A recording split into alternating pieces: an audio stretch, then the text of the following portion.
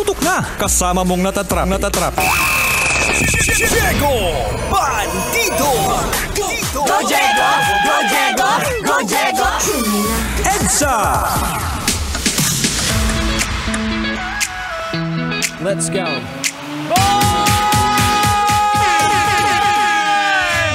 Magandang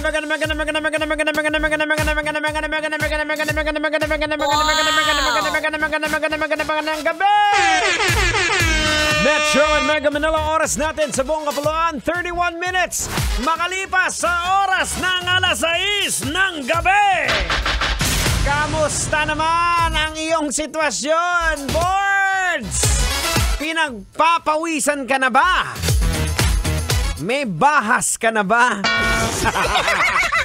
Kapalo mo sa bahas, ang bahas, manang kasakit bla yung mga hita bla.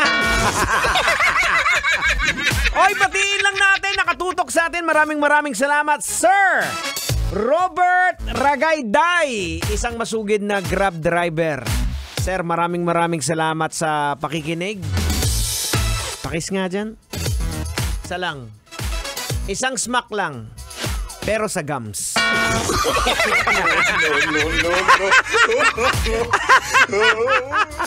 Ayan, magandang gabi po sa mga kabisyo po natin dyan. Alam ko po kahit ganitong oras, yung alinsangan ng panahon nandyan pa rin. Hoy, binabate rin natin, nakikinig din sa atin. Maraming salamat. Car Club Garage.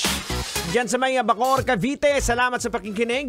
Sa lahat po ng mga staff dyan, lalong-lalo na kay Sir Chris and Ma'am Melay Henson, maraming salamat. Car Club Garage, mabuhay po kayong lahat dyan. Eto, hindi na natin patatagalin to, Tang. Pag-usapan na natin to.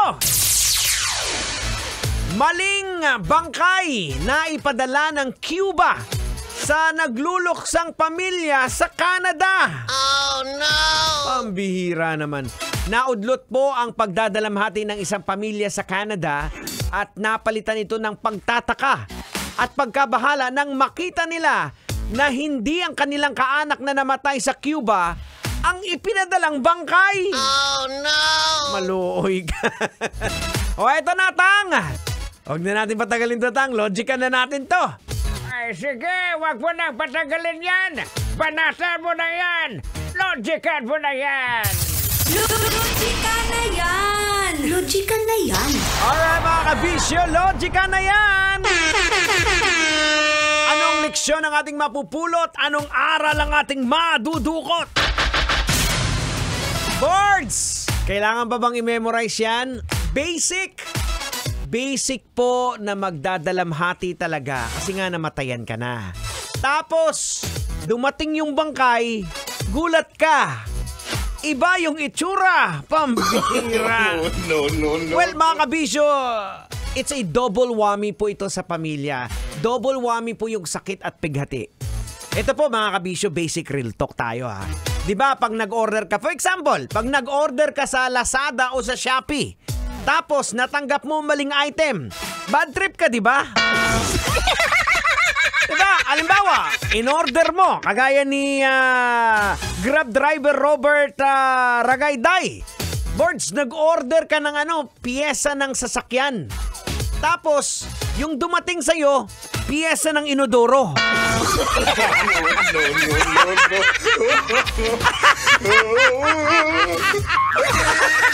Diba? Mababad trip ka. Well, mga kabisyo, na logican po natin. Bakit humantong po sa pagkakamali ang isang napaka-importanting bagay? Kagaya na lang po ng maling bangkayang naipadala sa pamilya na namatayan. Kailangan ba bang i-memorize yan? Mga kabisyo, ang pagkakamali po sa mga ganitong sitwasyon ay maaaring maganap dahil sa iba't ibang mga kadahilanan.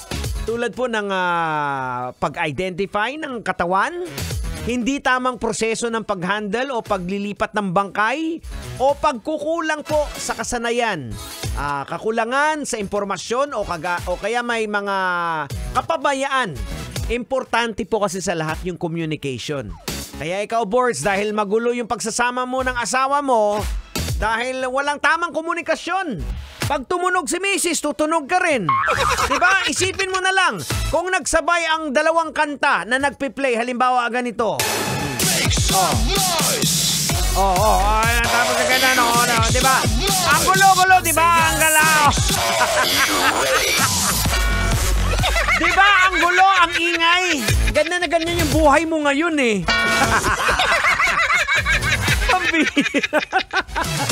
So, importante po yung communication, mga kabisyo. Oras natin, we're good 35 minutes makalipas sa oras ng alas 6 ng gabi. Keep me comedy straight up until 9 o'clock. We got a 4-hour drive.